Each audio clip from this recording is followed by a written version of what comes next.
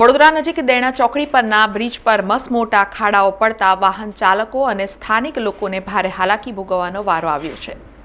ચોમાસા બાદ national highway બિસ્માર બન્યો હોય તેવી માહિતી અને વિડીયો ફૂટેજ સામે આવી રહ્યા છે।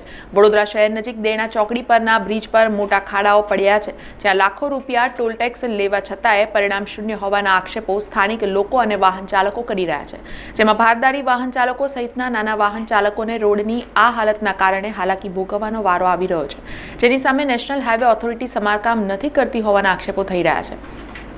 ત્યારે તાત્કાલિક બ્રિજ પરના ખાડા દૂર થાય તેમજ હાઈવેના રોડનું પણ સમારકામ થાય તેવી માંગ વાહન ચાલકો અને સ્થાનિક લોકો કરી રહ્યા છે।